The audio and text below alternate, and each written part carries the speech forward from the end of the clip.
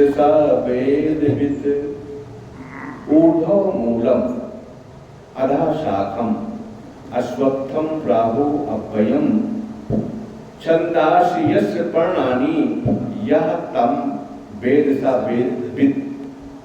श्री भगवान बोले, आदि पुरुष परमेश्वर रूप मूल वाले और ब्रह्मा रूप मुख्य शाखा वाले, जिस संसार रूप पीपल के वृक्ष को अविनाशी कहते हैं तथा वेद जिसके पत्ते कहे गए हैं, उस संसार रूप वृक्ष को जो पुरुष मूल सहित तत्व से जानता है वह वेद के तात्पर्य को जानने वाला है। प्रेम से बोलिए कृष्ण भगवान की जय।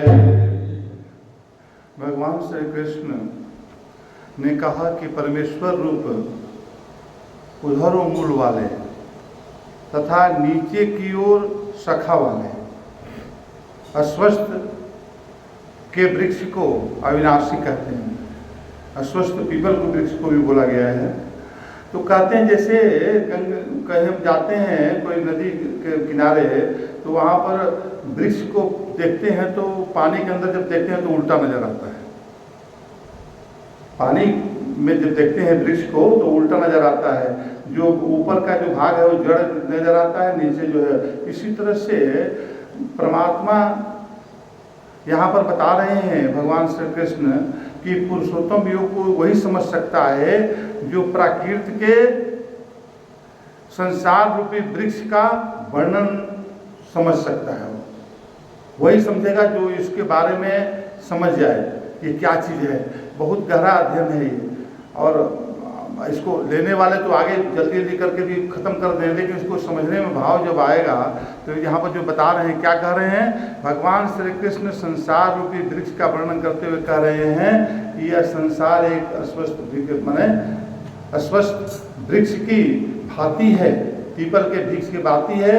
सभी वृक्षों का मूल नीचे होता है संसार में, लेकिन इस वृक्ष का जो मूल है, जड़ है, वो ऊपर है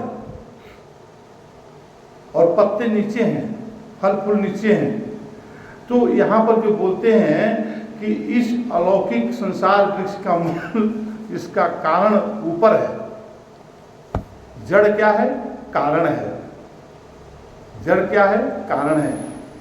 और सभी वृक्षों की शाखाएं ऊपर की ओर उठती है। शाखाएं, वहाँ शाखाएं के पहले दर्शन होता है, पत्ते के दर्शन में पत्ते नीचे दिखाई देंगे, और किंतु इनकी शाखाएं नीचे की ओर लटकी हुई भी है।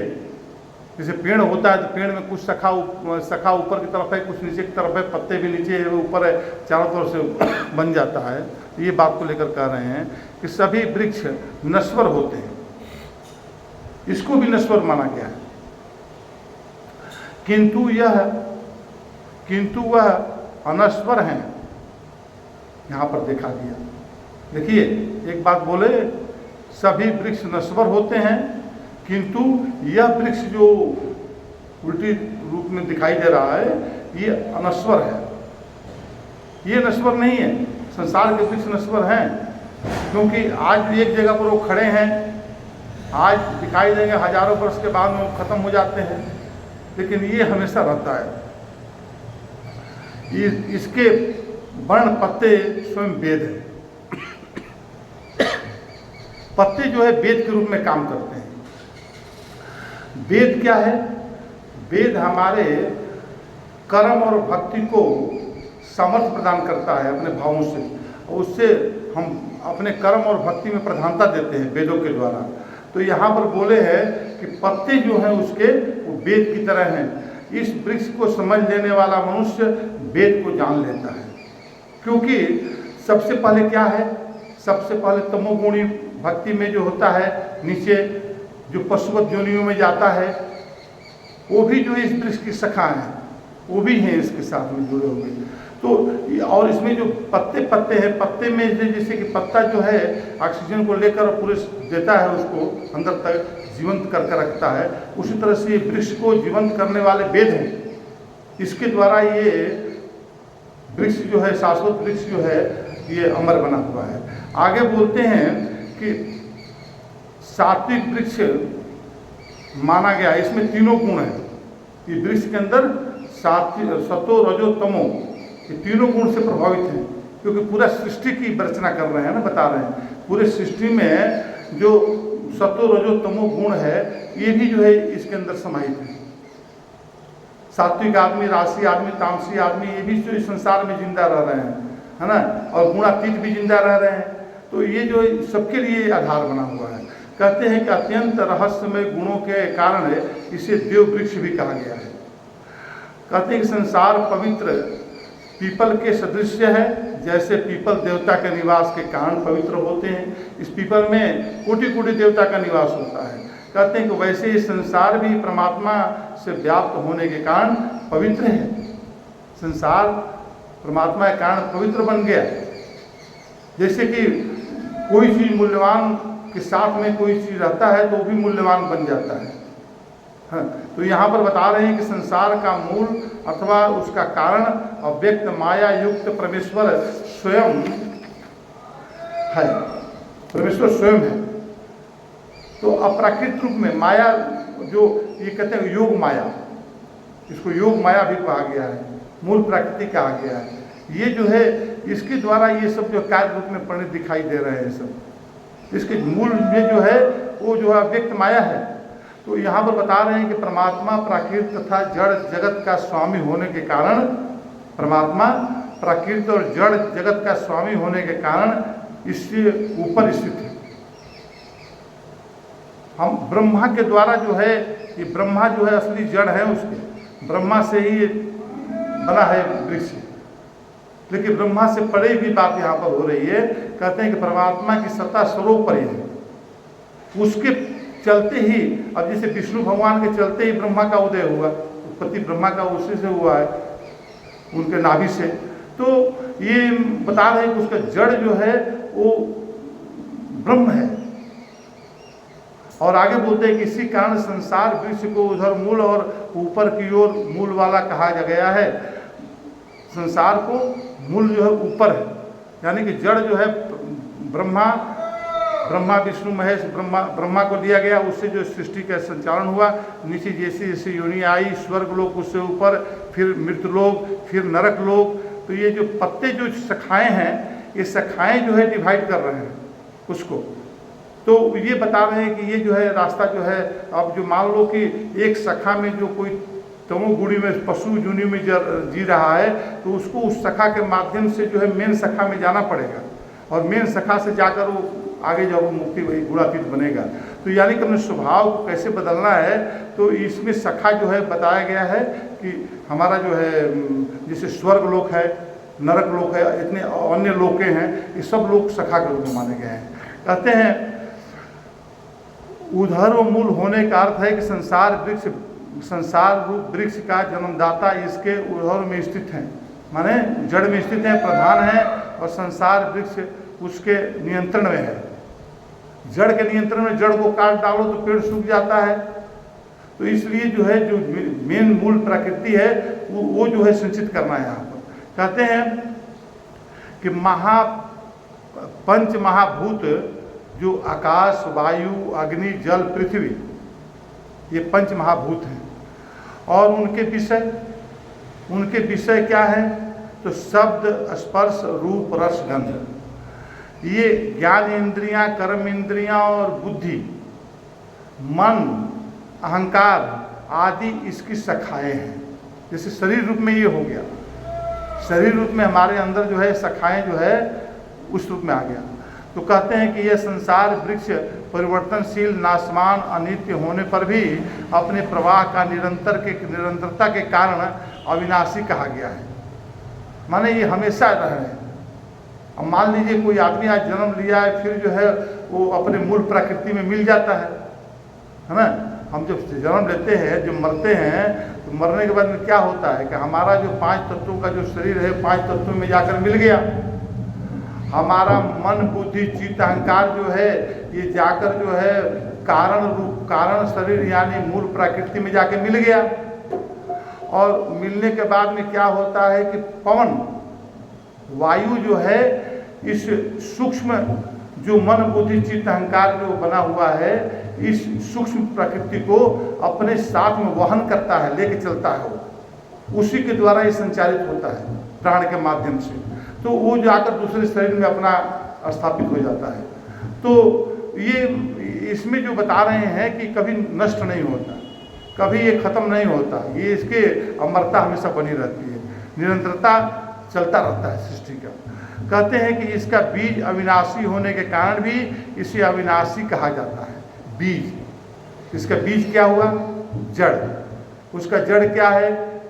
उसका जड़ जो है हमारे ब्रह्मा उसके जड़ हैं, और इसमें जो है बीज रूप में माने सृष्टि जो होती है, तो जैसे कि बोलते हैं बाहरी जो सृष्टि है वो जो है पृथ्वी जल में जल, अग्नि में अग्नि, वायु में वायु, आकाश में, ऐसे करके वो लास्ट में जो है वो परमात्मा के अंदर समाहित हो जाती है। उसी तरह से हमारा शरीर भी है, तो शरीर में जो सूक्ष्म इंद्रियां हैं ये सब जो है आगे जाकर दूसरे में संचालित कर देती है। ये कंटिन्यू तो लाइफ चल रहा है ना उसका।